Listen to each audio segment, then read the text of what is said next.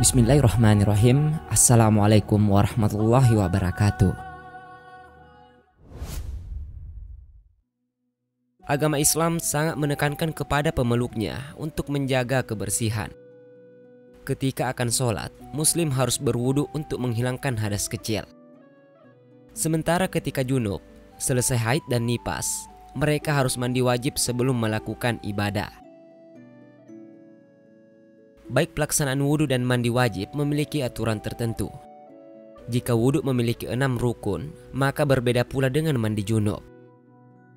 Melaksanakan mandi junub bukan sekedar mandi biasa, namun memiliki tata cara dan amalan yang harus dilakukan. Rasulullah Shallallahu Alaihi Wasallam berpesan kepada wanita muslimah ketika bersuci hendaknya memperhatikan 8 amalan ini. Selain membersihkan tubuh, amalan ini akan tercatat sebagai pahala karena mengikuti ajaran Rasulnya. Yang pertama, berdoa sebelum memasuki kamar kecil. Berdoa memang menjadi satu amalan yang tidak boleh ditinggalkan jika hendak melakukan atau setelah melakukan sesuatu. Tidak terkecuali ketika hendak memasuki kamar kecil, ada doa khusus yang harus diucapkan baik oleh kaum pria ataupun wanita. Seperti yang diketahui, kamar mandi adalah tempat untuk buang hajat, baik besar ataupun kecil. Oleh sebab itu, Rasulullah menganjurkan untuk berdoa ketika hendak memasuki ataupun keluar dari kamar mandi. Tujuannya adalah untuk meminta perlindungan kepada Allah dari godaan-godaan setan, laki-laki dan perempuan. Yang kedua, diawali dengan niat dan bacaan basmalah. Setiap hal yang dilakukan harus diawali dengan niat dan membaca basmalah. Terlebih lagi niat ini menjadi pembeda antara mandi yang biasa dengan mandi wajib. Hal tersebut sesuai dengan sabda Rasulullah Sallallahu Alaihi Wasallam, yang artinya setiap amalan tergantung pada niatnya. Hadis riwayat Bukhari, Muslim dari Umar bin Khattab radhiyallahu anhu. Kemudian yang ketiga, membersihkan telapak tangan terlebih dahulu 3 kali. Hal selanjutnya yang harus dilakukan adalah membersihkan tangan terlebih dahulu sebanyak 3 kali. Hal ini sebagaimana diceritakan oleh Aisyah radhiyallahu anha, Rasulullah Shallallahu Alaihi Wasallam apabila hendak mandi karena junub, memulai dengan mencuci kedua telapak tangan. Hadis riwayat Al-Bukhari.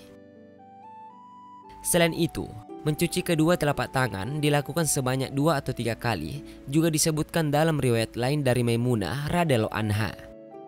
Rasulullah Shallallahu Alaihi Wasallam mencuci kedua telapak tangannya sebanyak 2 atau 3 kali. Kemudian beliau memasukkannya ke dalam wadah air. Hadis riwayat Muslim. Kemudian yang keempat, mencuci kemaluan dengan tangan kirinya. Setelah membersihkan telapak tangan sebanyak 3 kali, pesan selanjutnya yang disampaikan kepada wanita yang bersuci adalah mencuci kemaluannya tersebut dengan tangan kirinya. Dari Maimunah radhiyallahu anha, kemudian Rasulullah menuangkan air pada kemaluannya lalu mencucinya dengan tangan kirinya. Hadis riwayat Muslim. Kemudian yang kelima, berwudu. Hal selanjutnya yang harus dilakukan ketika mandi wajib menurut Rasulullah adalah dengan berwudu. Adapun tata cara berwudu ada 2, yakni seperti yang dilakukan ketika akan melaksanakan ibadah sholat, dan yang kedua membasuh seperti biasanya, kecuali kaki karena membasuh kaki dilakukan pada bagian terakhir. Kemudian yang keenam, menyela-nyela rambut secara merata dan menyiram kepala. Pesan Rasulullah kepada wanita yang bersuci selanjutnya adalah menyela rambut secara merata dan menyiram kepala secara merata pula. Dari Aisyah radhiyallahu anha, ia berkata, kemudian beliau memasukkan jari jemarinya ke dalam air, lalu menyela-nyela pangkal rambutnya dengan jari-jari tersebut. Hadis riwayat Al-Bukhari. Kemudian yang ketujuh, menuangkan air ke kepala sebanyak 3 kali.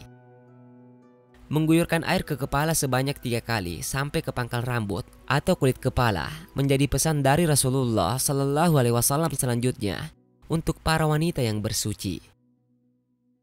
Dari Aisyah radhiyallahu anha, ia berkata, kemudian beliau menuangkan air ke atas kepala beliau sebanyak 3 kali dengan kedua tangannya. Hadis riwayat Al-Bukhari. Caranya dapat dilakukan dengan menuangkan air yang pertama untuk bagian kanan kepala, lalu tuangan kedua untuk bagian kiri kepala, dan yang ketiga untuk bagian tengah kepala. Cara ini disebutkan dalam hadis Aisyah radhiyallahu anha. Kemudian beliau mengambil air dengan tangannya.